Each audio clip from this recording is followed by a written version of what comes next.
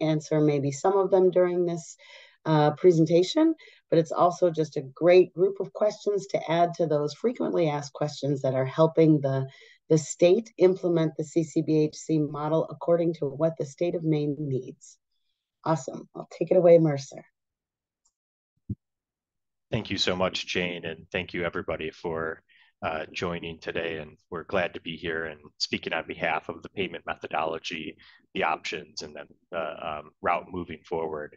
So my name is John Villasert. I'm a principal consultant here at Mercer. Been here about 1.5 years. Prior to Mercer, I worked at the state of Michigan for 7 years. And one of the last big projects I worked on was implementing the CCBHC demonstration for the state of Michigan.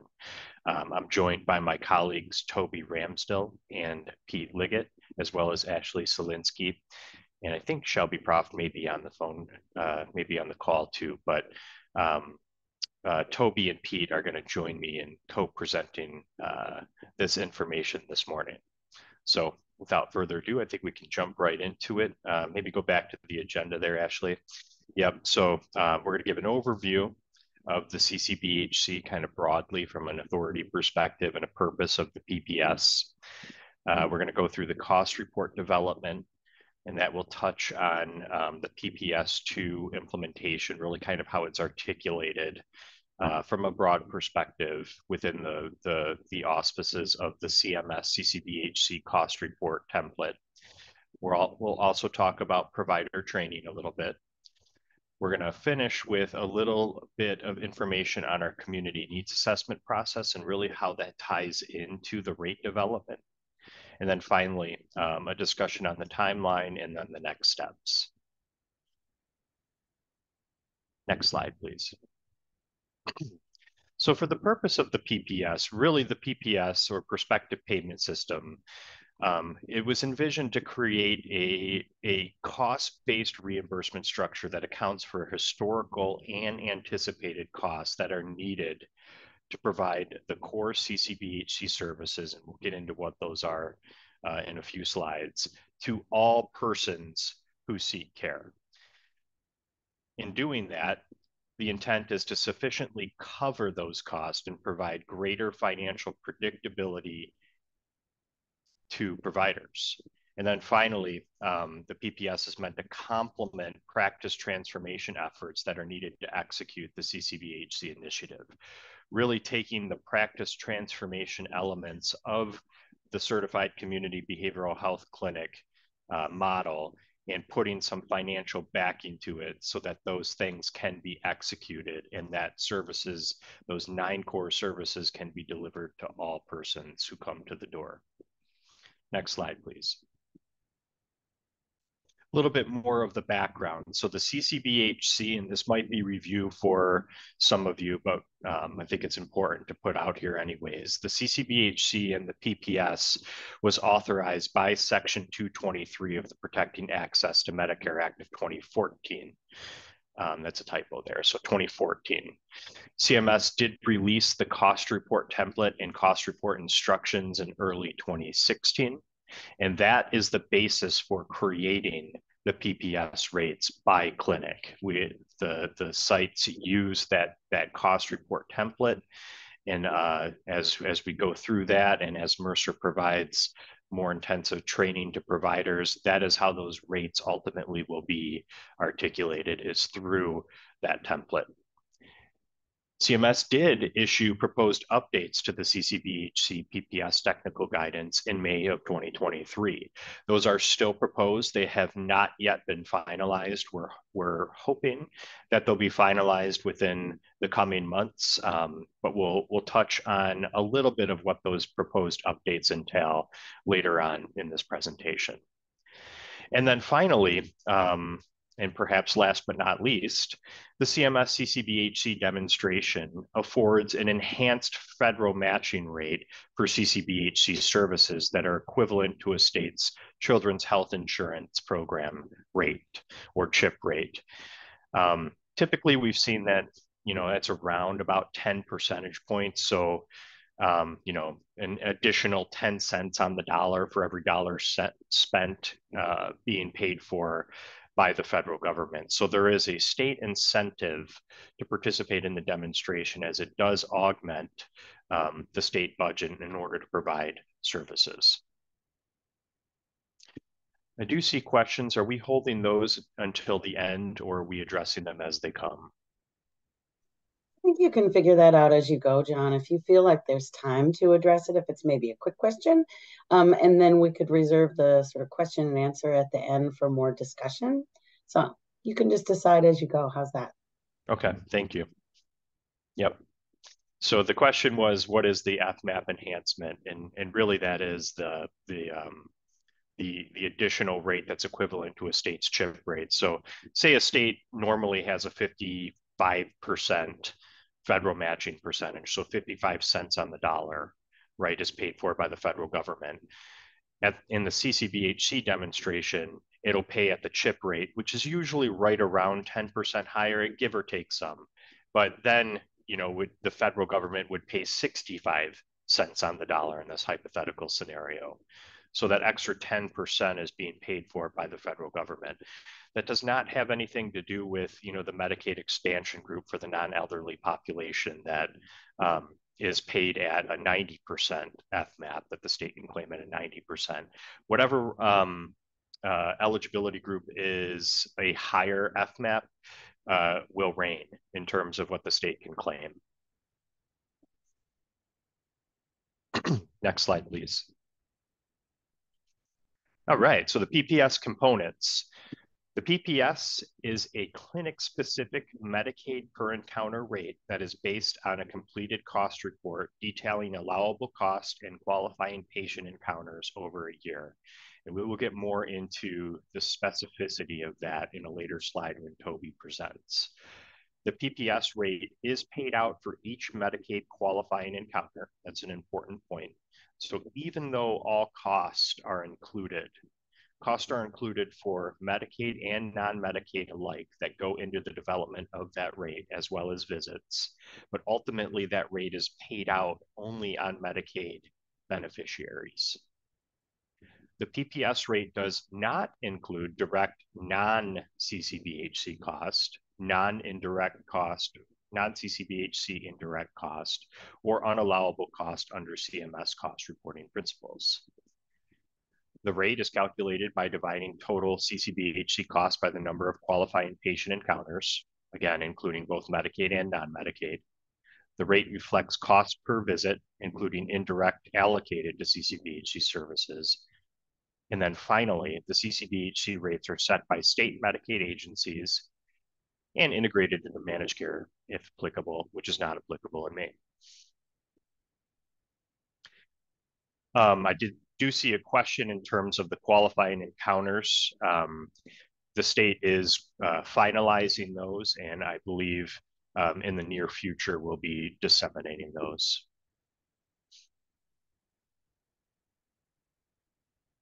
Next slide. Okay, in terms of the certification criteria, so in order to be reimbursed under the PPS, the state needs to certify each prospective CCBHC site or organization. And the main criteria are what you see on the screen here: staffing, availability and accessibility of services, scope of services, care coordination, organizational authority, governance and accreditation, and then finally quality and other reporting. Really, this slide is just kind of meant as a contextual slide of what the state from a broad perspective must require of its CCBHCs. And of course, there's a lot more details to this, but this is essential for a site being certified to be able to draw down that PPS rate. Next slide. In terms of the required services, so you can see here there are 9 required services, and they must be provided either directly or through formal relationships with designated collaborating organizations. And you can see here that there's psychiatric rehab, crisis, treatment planning, screening, assessment, diagnosis, and risk assessment, outpatient mental health and substance use disorder services, targeted case management, outpatient primary care screening and monitoring, community-based mental health care for veterans, and finally, peer family support and counselor services. So all of these services, depending on how the state defines a qualifying encounter, can be a PPS reimbursable encounter, if you will. Some of these things, or some sort of discrete activities under these categories, might be just cost-related activities that are still included in the cost report, but not necessarily paid out via the PPS. But generally, these services, especially those that are more service related than kind of, activity, such as care coordination, are typically reimbursed under the PPS. Next slide. And now I'm going to turn it over to my colleague, Toby Ramsdell, to talk through the PPS rate methodology types, as well as the decision made by the state of Maine. Toby? All right, thank you, John, for covering the overview of the general PPS background. Now let's shift into talking about the actual structure of the PPS rates. So first, I just want to address the call out to the right, which is probably the first thing all of you notice, but OMS has decided to utilize the PPS2 payment rate methodology for Maine's CCBHC program. So we'll walk through the PPS rates so you get an idea of how all the rates are developed, and then we can talk through PPS2 in a little more detail. So PPS1 and PPS2 were the original rates that were approved by CMS for the CCBHC program, the demonstration. PPS1 is a daily rate, so that's a single clinic-specific rate paid daily for all CCBHC services provided on a given day to a Medicaid beneficiary. PPS2 is a little different for PPS1 because it's a monthly rate. So it's a monthly encounter rate for all CCBHC services provided when at least one CCBHC service is provided in a given month to a Medicaid beneficiary. There's some additional elements of the PPS2 rate that the PPS1 rate doesn't have. So for example, special population rates are currently required. So there's a standard population rate, and then the state has the ability to define special populations according to specific population needs or conditions. Outlier payments are required in addition to the normal PPS rate, and those payments are for participant costs exceeding a state-defined threshold, and a different state-defined threshold is determined for each special population. Quality bonus payments are also required in addition to the PPS under PPS2. They're not required under PPS1, they're optional. So PPS2 does have those additional elements. PPS3 and PPS4 are proposed by CMS as part of that guidance proposal that John mentioned that came out back in May. And take these rates with a grain of salt. They're not finalized yet, so CMS is still working on this guidance.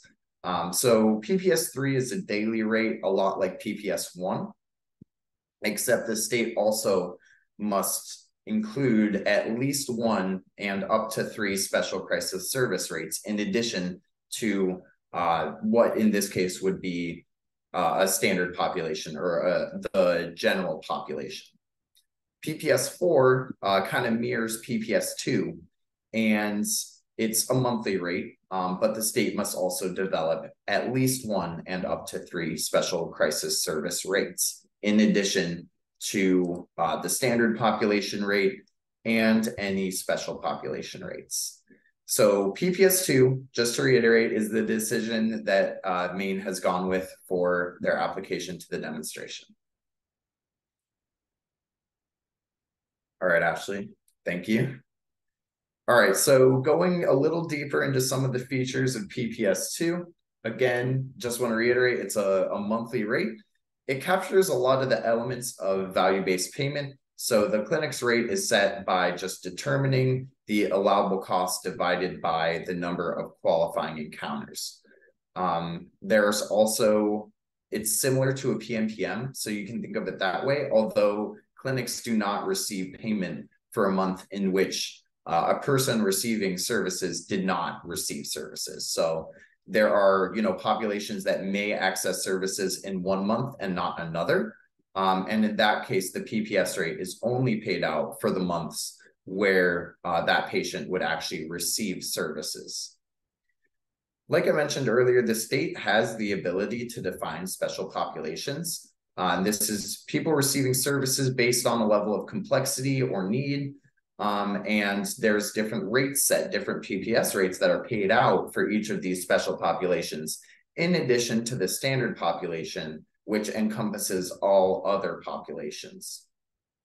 So just to go into, what might a special population looks like, some states have explored special population rates for SMI or SED. They may also focus on children or homeless populations, for example. So in those cases, you can see how a special population may be defined based on condition or based on need. Finally, we mentioned this earlier as well, the state must implement quality bonus payments, and this is kind of where the value-based payment component comes in. So the quality bonus payments are based on state-defined metrics, and like I mentioned earlier, there's another value-based payment kind of approach related to the outlier cost that incentivizes efficiency and case management. All right, Ashley, can we move on to the next slide? I see we have a question that I can answer pretty quickly and I think is important to address. PPS2 is per patient per month. So a patient may have multiple visits in a month, but only one visit is counted for that month under PPS2. So one visit is counted per month per patient that accesses services in that month. All right, so what are the implications of PPS2 for states and providers? So providers experience a little more downside risk in PPS2. However, there's also upside opportunity. So this is a pretty ideal situation to incorporate value-based payment efforts into the provision of care. So with the downside risk comes the risk that, there may be intensity of services that increase past what was previously modeled in the cost report to set the rate. And for example, if a patient experiences a crisis or, conditions aren't managed properly, there is more risk because more costs will be incurred than might be paid out through the rate. So considering anticipated monthly volume is really important in setting the PPS2 rate. Clinics are also incentivized to provide care efficiency. Like I mentioned earlier, case management is really important to ensure that costs are contained, as well as, patient outcomes. So thinking about that and how that relates to quality bonus payments, as well as the outlier threshold, there is more risk on the clinic side, but also more opportunity. Like I mentioned, those quality bonus payments are going to provide an incentive to manage conditions more effectively and provide a personal treatment plan per patient. Like I mentioned earlier, there can be differentiated rates. So we talked about those special population rates.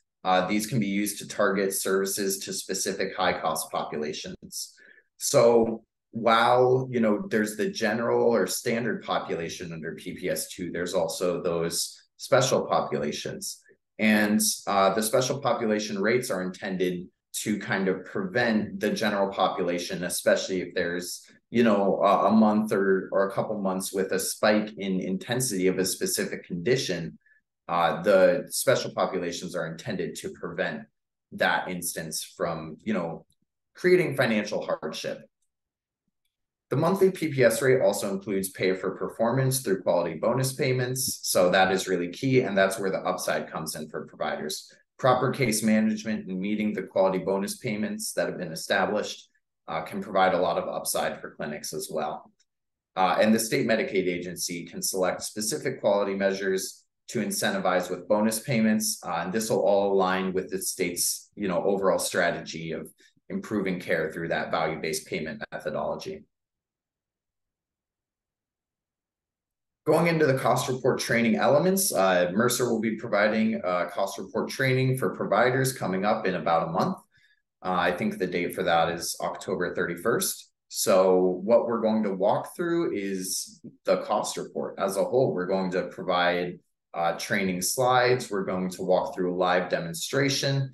And just as an overall view of what we'll be looking at, you can see here we'll be talking about the individual portions of the cost report, each schedule in detail, starting with provider information, walking through how you can count those monthly visits and identify outlier visits, discussing the trial balance, reclassifications and adjustments, anticipated costs, how to document allocations properly, discussing the PPS2 rate and how that final rate is calculated using the data reported in the cost report.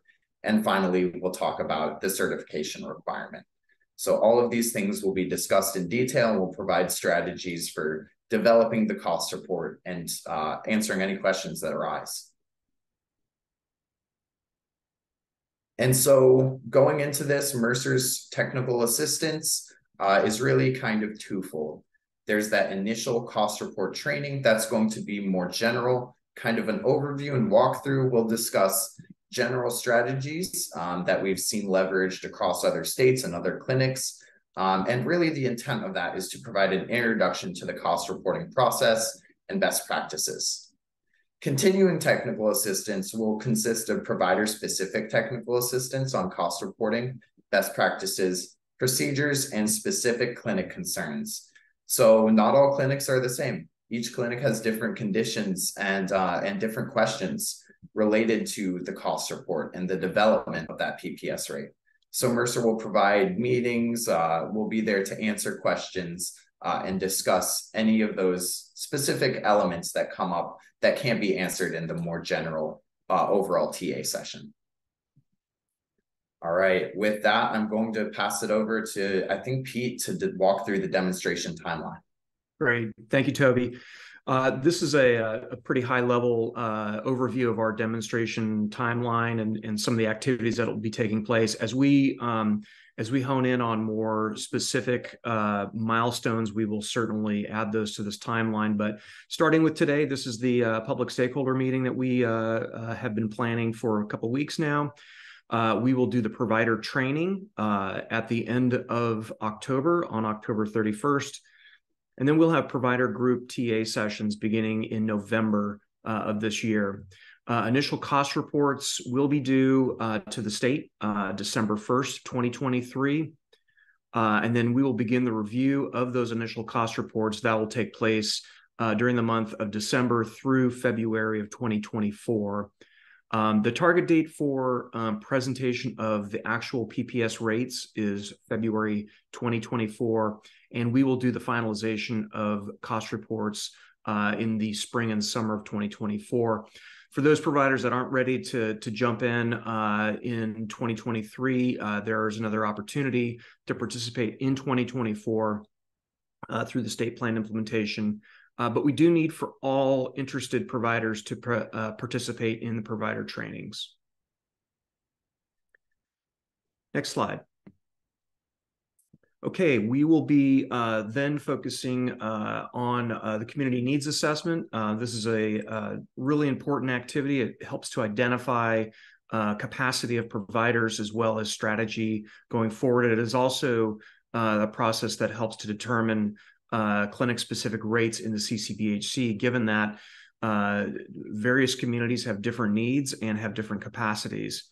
So the needs assessment is a systematic approach to identifying community needs and determining program capacity. And the results really should be integrated as part of an organization's ongoing commitment to quality services. One of the things that we try to really emphasize for providers is the fact that the CCBHC really is a system and programmatic transformation in the way services are delivered to the consumer. There's a lot of focus that takes place on the PPS and the financing of this, but the importance of program transformation needs to also be emphasized as a part of this process, and the needs assessment is a great tool for informing that process. So the steps will be us defining the goals of that assessment. We will articulate the purpose of the assessment, identify target populations, and then develop and determine how data will be collected and used, a timeline for that process, and then strategic use of those findings. And again, the community needs assessment drives the clinic-specific rates determined in the CCBHC. So moving on to next steps and provider resources, we will notify relevant finance and operations staff that will need to attend the provider training, and we certainly will need for those individuals to be identified for us. We'll begin to gather clinics' supplemental and historical financial information, such as audited financial statements and visit trial balance data.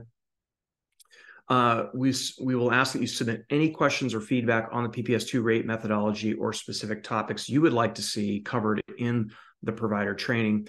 And any questions, comments you have, that information can be provided directly to the state's CCBHC mailbox. The address is right there on the slide. And then we also have additional provider resources as we move forward.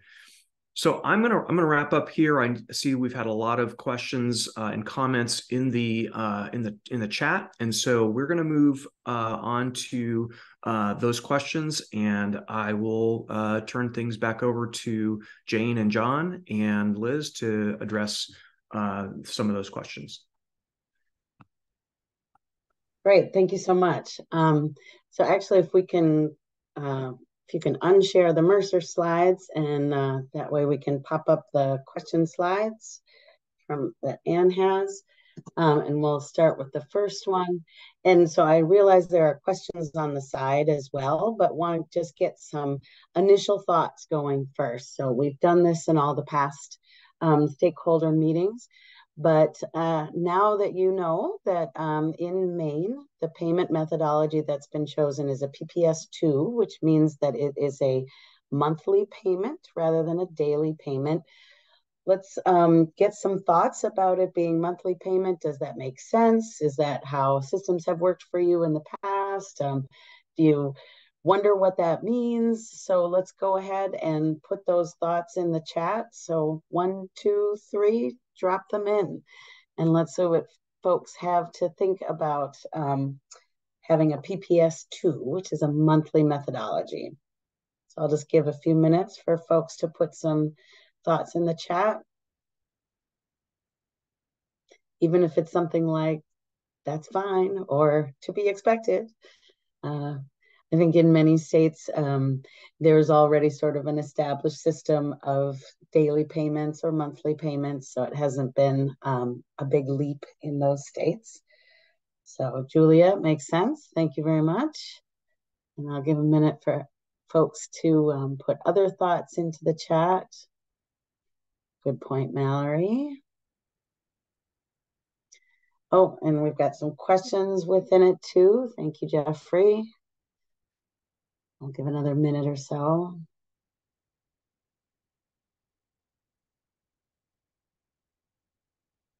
All right. Well, you can continue to put those thoughts and questions in the chat. We're going to skip to the next question in these slides. And I think you guys have already started answering this question about what do you think needs to be further clarified? So that was a lot of information that Mercer shared with you, and sometimes it can be overwhelming to understand all the sort of math of CCBHC. But I see there's some great thoughts and questions coming in about things that the state could further clarify around payment methodology, or in particular the monthly PPS2. Looks like there's some questions about special populations and encouraging providers to see as many people as possible. So I'll leave this up. What needs to be further clarified? So 1, 2, 3, put it in the chat. A very good point, Josie. Definitions of encounter and special populations are absolutely critical. Telehealth, great, that's coming up.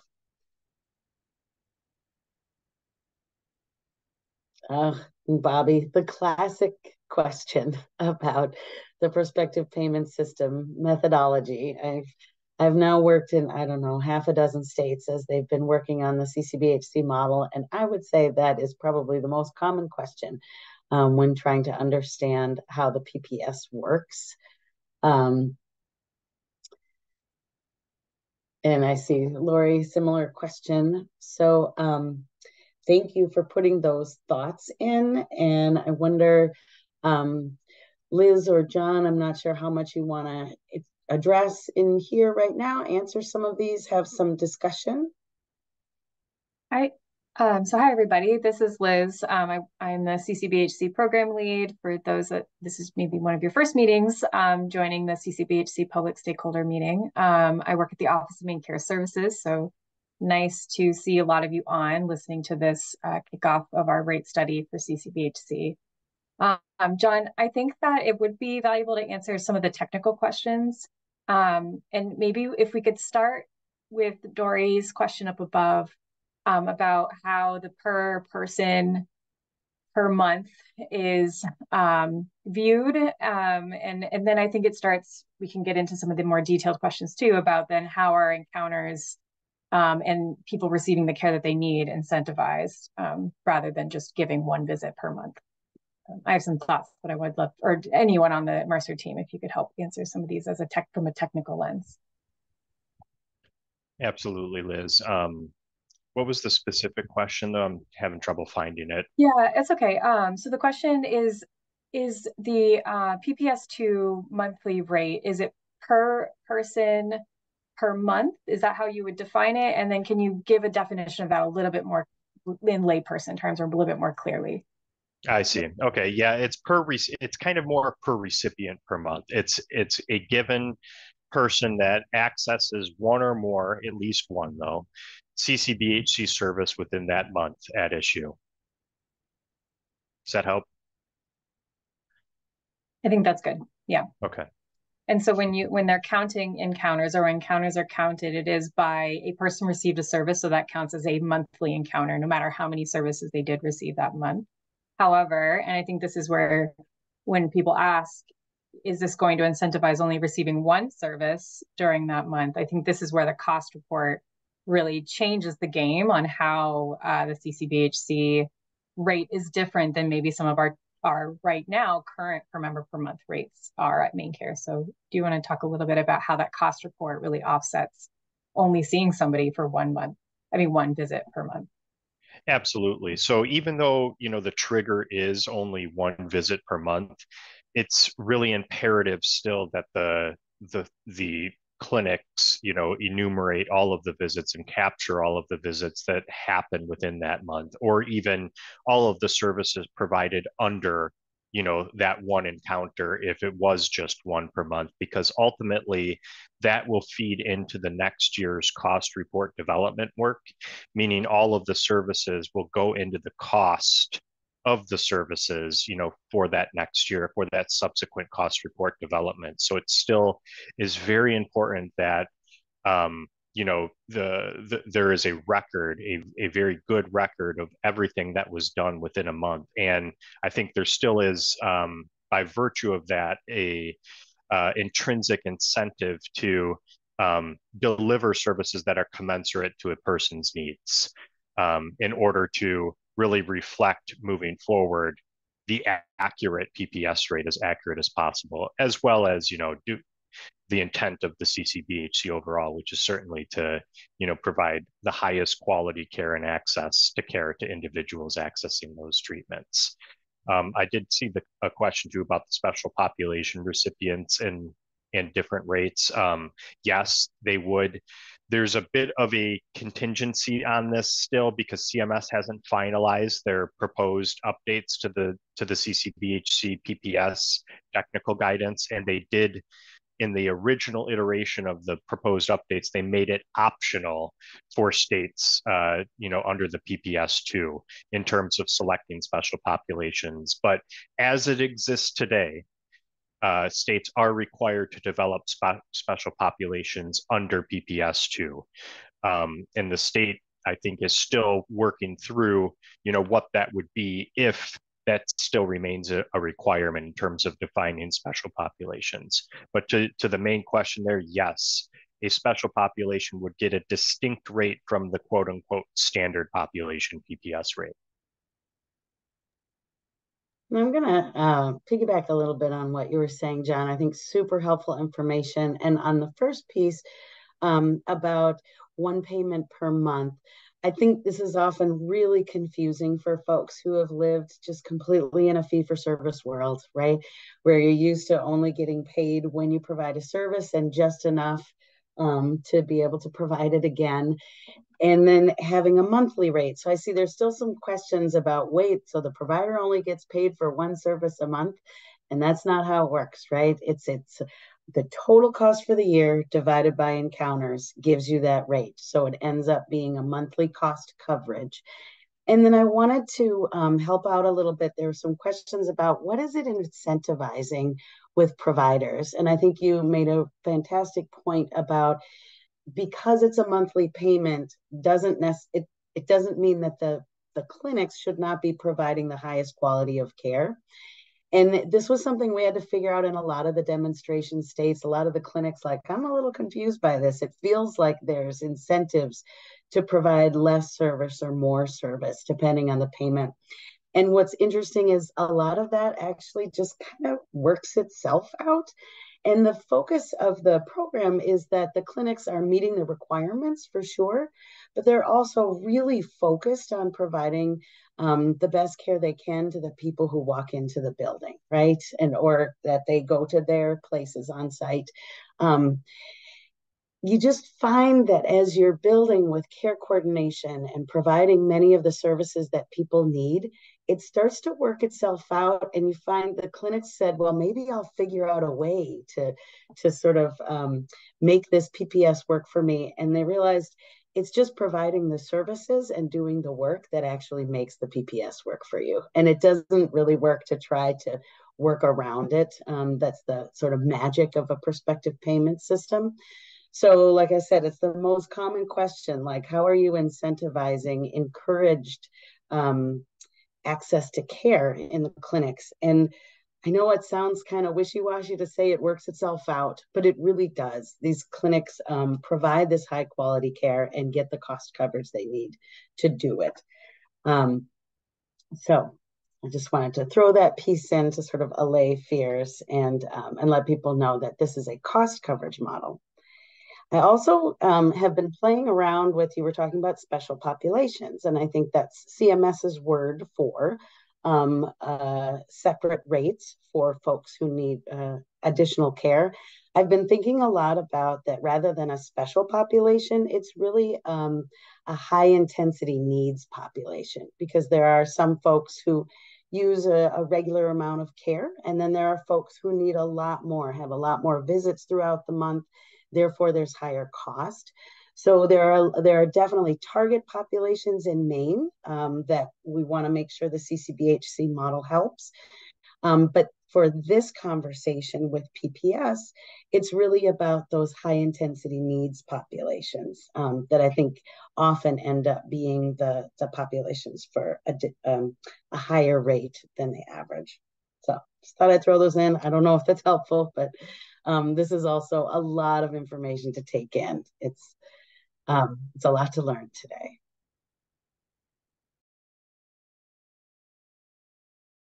And I'm just looking to see if there are other, I see Denise asked, will this model involve children's services? Absolutely, 1,000%. It is required. There was also a question about individuals with intellectual and developmental disabilities too. I know what the answer is for many of states, but I defer to Liz on that. So I'll start with the state of Maine because I think this is specific to what we've been sharing and encouraging providers to participate in as prospective CCBHCs. So we have a strong collaboration with our partners at the Office of Aging and Disability Services for this model in design. And our intention of encouraging prospective CCBHC providers to participate in the START training as an example for care coordinators is to tighten and bring together knowledge and capacity to support people living with intellectual and developmental disabilities and co-occurring behavioral health diagnoses in particular. And so as we think about eligibility for CCBHC encounters, they will be specifically related to mental health and substance use diagnoses. However, CCBHCs are expected to support anybody, regardless of diagnosis, willing to pay. And that will come down to the care coordination aspect. So if somebody doesn't necessarily meet eligibility criteria for your CCBHC encounters or the CCBHC encounters, referrals and connection to support will be an expectation. And as we're trying to tighten the support for this population in Maine, that is why we're encouraging those trainings and focus area. So I hope that wasn't super unclear, but what we're trying to do is really encourage that capacity. Thanks, Brandy. Was that your question? Okay, perfect.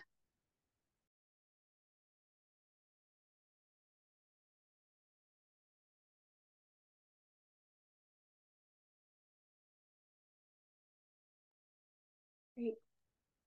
Sorry, I could not find my unmute button for a minute. This is really great information and questions that are coming through. And I know normally in this meeting, we're just sort of gathering information, but it seemed like this was a good opportunity to sort of pause and answer at least some of the sort of technical questions so that you can have a better understanding of PPS and particularly in Maine.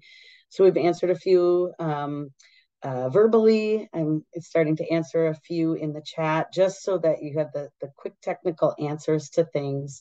But obviously this is still a program in development. This is stuff that the state is asking for feedback on in order to build the strongest CCBHC program. So I would encourage you to continue to put questions in the chat or concepts or comments that you want to share. But I'm thinking we should probably shift over to our presentation about the intensive case management teams. Unless Liz or John, you'd like to address maybe